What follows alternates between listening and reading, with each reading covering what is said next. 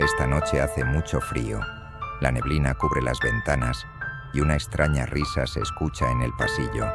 Estos son los relatos ecuatorianos que tus abuelos nunca te contaron, narradas por sus propios protagonistas. Buenas noches y bienvenidos al Diario del Terror Ecuatoriano.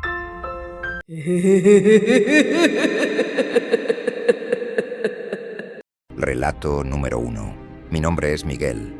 Vivo en el barrio San Juan, en el centro histórico de Quito. Esta historia que voy a contarles me sucedió realmente. Hay días en que no quisiera recordarlo. Cuando yo era niño, vivía en una casa antigua que la había heredado mi padre a mis abuelos. El recuerdo más feliz de mi infancia es jugar con mi madre en el patio trasero. Salíamos a caminar en el centro, comprábamos helados por la plaza grande y volvíamos, comprando todo fresco para el almuerzo. Mi padre era abogado y casi nunca pasaba en casa. Yo era muy feliz durante el día, pero en la noche era otra historia. Casi siempre los gritos y discusiones de mis padres me despertaban. Mi papá siempre llegaba borracho a la madrugada y las discusiones eran a gritos. Cuando veían que yo salía de mi habitación, solo allí paraban. Mi madre solía dormir conmigo casi todas las noches. Mi madre era una mujer muy hermosa, siempre usaba un vestido azul y sandalias. Cuando mi padre estaba de buen humor, siempre decía que mi madre era la mujer más hermosa que él había visto. Pero aún así, las peleas seguían. Incluso había noches en que los vecinos llamaban a la policía. Los fines de semana siempre pasaba en casa de mis abuelos maternos. Lo recuerdo como si hubiese sido ayer. La policía, junto con mi padre, llegaron a casa de mis abuelos preguntando por mi madre. No había llegado en la noche. Esa fue la noche en que mi madre desapareció. Mi padre dijo que esa noche ella había salido y que al regresar, ella no estaba en casa y que se había llevado su ropa. Todos creyeron que se había ido a causa de la violencia que vivía con mi padre. Yo era aún muy pequeño, tendría unos 10 años en ese entonces, pero había noches en que me sentía feliz por mi madre. Aunque la extrañaba mucho, la imaginaba feliz en algún lugar, donde mi padre no le gritaba o golpeaba, pero a veces me preguntaba por qué no me llevó con ella. Los meses pasaron, y la policía investigó a los vecinos, e incluso investigaron a mi padre, pero nunca encontraron nada. Con el paso de los años, sencillamente pensamos que nos había abandonado. Mi padre nunca cambió, siempre borracho y mujeriego. En la casa nunca faltaba nada, pero me sentía completamente solo. Entonces comenzó a suceder.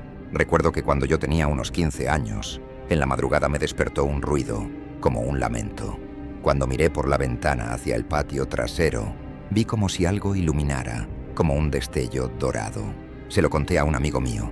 Él me dijo que antes su abuelo le decía que donde se ve brillar un destello, es porque en ese lugar está enterrado un tesoro antiguo. Nos dispusimos a cavar. Cavamos casi 1 metro, pero no encontramos nada. Entonces llegó mi padre, y fue la primera vez que me golpeó. Me dijo que qué estaba haciendo, que no cavara en su patio, que parecía un niño pequeño. Nunca volví a acercarme a ese patio. Con el tiempo me olvidé de aquello.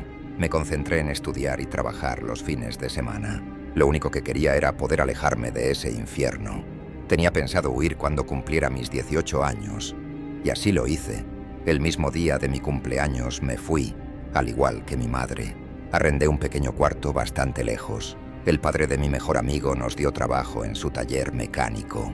Una de las noches, en mi habitación, escuché un ruido fuera, como un lamento, como un crujir en el pasillo.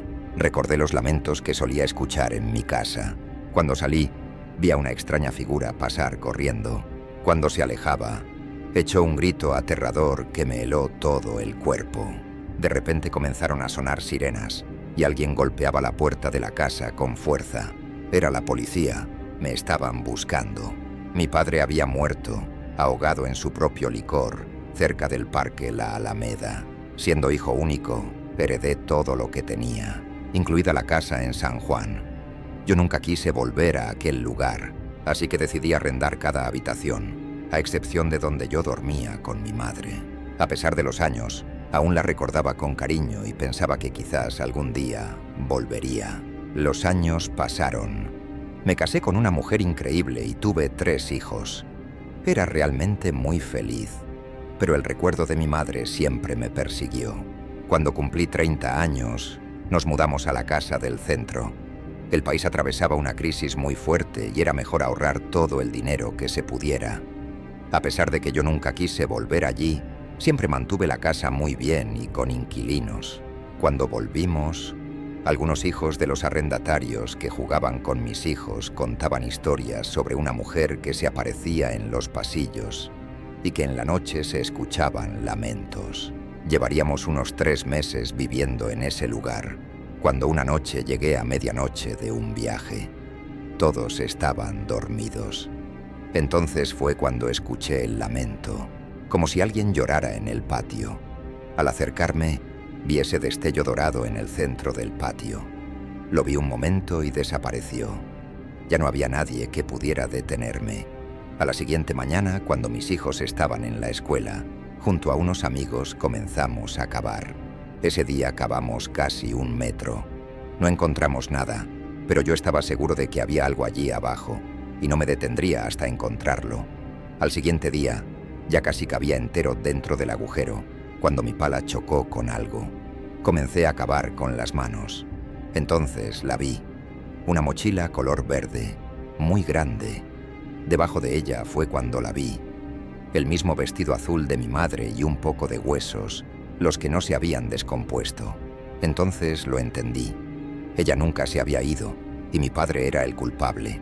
Llamamos a la policía, y ellos corroboraron que se trataba de mi madre. Mi padre la había matado, había guardado su ropa dentro de la maleta y la había enterrado, para que pareciera que ella había huido. La mujer y los lamentos que me asustaban de niño habían sido ella, mi madre, pidiendo justicia y extrañándome como yo la había extrañado toda mi vida. Enterramos a mi madre en un cementerio cercano, donde yo la visitaba todas las semanas. Y los lamentos y las apariciones en la casa dejaron de escucharse. Relato número 2. Mi nombre es Antonia. Y esto que voy a contarles quizá ustedes no me lo crean, pero me sucedió realmente hace algunos años. Incluso salió en las noticias. Yo vivía en aquel tiempo en el barrio La Colmena, cerca de los túneles que atraviesan Quito. Tenía 4 hijos. 1 era mío, y los otros 3 eran hijos de mi marido. Yo era joven cuando tuve a mi primer hijo, y su padre nos abandonó. Nunca supimos más de él. Con el pasar del tiempo conocí a mi nuevo marido. Me enamoré perdidamente de él por la forma en que trataba a mi hijo, como si fuera suyo. Después de casi 2 años de novios, me pidió matrimonio. Me confesó que tenía otros 3 hijos, pero que nunca se había hecho cargo de ellos. Aún así, yo lo amaba y me casé con él. Mis padres me habían dejado 2 casas y algunos terrenos. Fallecieron en un accidente y yo heredé todo aquello, así que podía decirse que vivía cómodamente. Con mi nuevo esposo, vivíamos bastante felices. Él siempre nos trató bien. Además, trabajaba mucho y nunca me pidió dinero. Sus hijos a veces venían a quedarse con nosotros, pero no me querían. Sus madres tampoco eran personas que se pudiera decir que eran buenas. Aún así, siempre intenté acercarme a ellos, escucharlos y ayudarles en lo que podía. Pasaron los años y los hijos de mi esposo se unieron a malas amistades. Incluso llegaron a asaltar a mi hijo una noche. Él subía por una de las calles cuando lo interceptaron varios chicos. Entre ellos, reconoció a los hijos de mi esposo. Mi marido nos pidió que, por esta vez, lo dejáramos pasar, que él le devolvería el celular que le habían robado. Decidimos dejarlo así, aunque después nos arrepentimos. Yo ya tenía 40 años cuando pasó eso. Los muchachos comenzaron a acercarse más a mí, aunque ya eran bastante grandes. Creí que habían cambiado, porque algunos ya tenían hijos. Empezamos a ser más cercanos, pero yo no confiaba del todo en ellos. Una noche, mi hijo me dijo que había escuchado a uno de ellos decir: «Si la vieja se muere, mi papá se va a quedar con sus terrenos. Le pedimos que nos los herede». Fue en el cumpleaños de mi esposo, cuando todos nos reunimos. Él cumplía 45 años. Esa noche, después de comer un pedazo de pastel, Comencé a marearme y a sentirme mal. No recuerdo nada más. Cuando desperté, solo había oscuridad a mi alrededor y apenas podía moverme. Comencé a gritar con desesperación. Sentí como si algo me jalara. Entonces vi de nuevo la luz y a un señor muy asustado. Cuando me levanté, me di cuenta de todo. Estaba dentro de un ataúd. El señor que me escuchó era el encargado de cerrar la tumba. Entonces lo supe. Esos malditos habían intentado envenenarme para quedarse con todo. Le ofrecí dinero al señor para que no dijera nada y cerrara la tumba como si yo siguiera adentro. Después acudí a la policía y les conté todo. Allanaron la casa de los hijos de mi esposo y, en una de ellas, encontraron el veneno. Yo no había consumido mucho, por eso solo estuve inconsciente, casi como muerta, durante 2 días. Mi hijo y mi esposo estaban aterrados al verme. Uno de los hijos se arrepintió y confesó todo. Afirmó que mi esposo nunca supo nada. A los otros los metieron a la cárcel por intento de homicidio. Yo decidí venderlo todo. Mis casas, los terrenos, y me mudé con mi hijo y mi esposo a una ciudad lejana. Nunca volvimos a saber de ellos. Esa es mi historia. El día que me enterraron viva en el cementerio de San Diego. Si no me creen, incluso pueden buscarlo. La noticia salió hasta en El Comercio. Relato número 3. Mi nombre es Víctor, tengo 52 años y desde hace más de 20 me dedico a manejar taxi en las noches, en la ciudad de Cuenca. Conozco cada calle, cada curva, cada sombra que se forma cuando las luces de los postes parpadean. La mayoría de las personas cree que manejar un taxi es solo llevar y traer gente, pero en la madrugada uno se encuentra con cosas que no debería ver y otras que nunca debería hacer. Hace unos años me pasó algo que aún me cuesta contar. A veces creo que fue una pesadilla. Otras veces simplemente cierro los ojos y no quiero recordar nada. Pero cuando escucho que a otros colegas les ha pasado algo parecido, sé que no estoy loco. Era una noche lluviosa, de esas que parecen tristes desde que empiezan. Eran cerca de las 2 de la madrugada.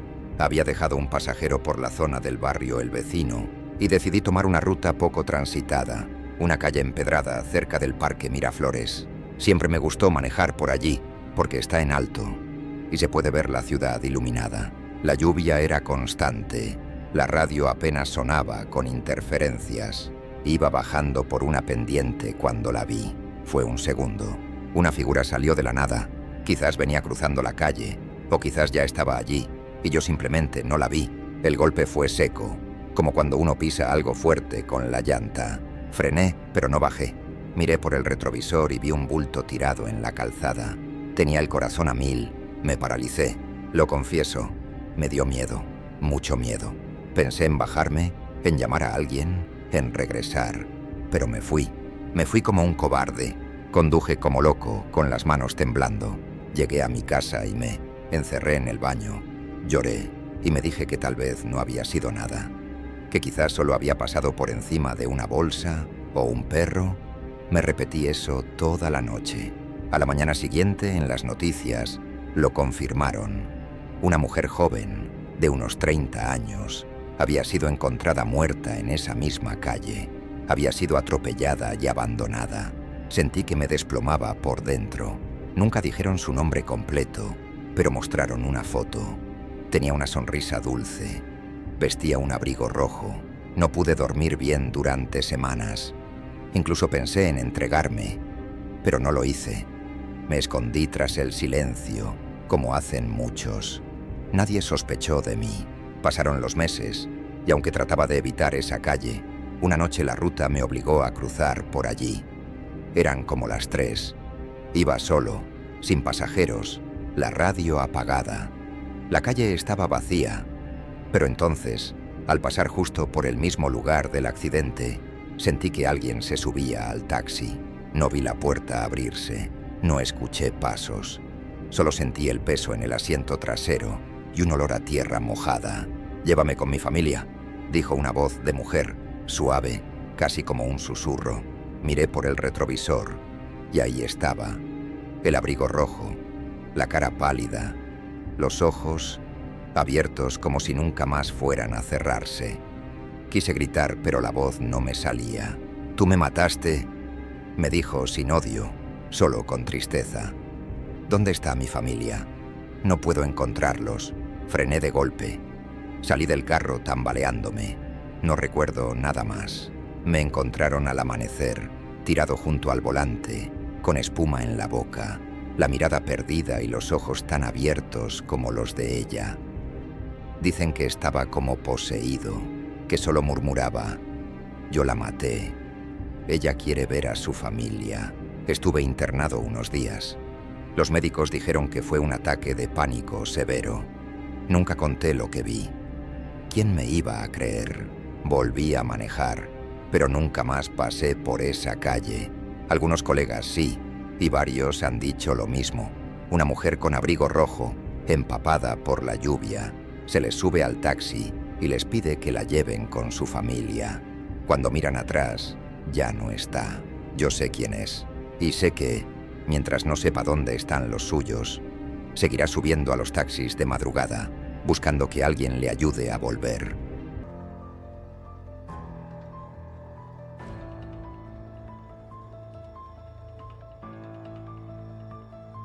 Apostaría mi alma a que nadie había escuchado este relato antes. Si te gustó la historia, únete a nuestra comunidad y cuéntanos tus experiencias de terror en los comentarios.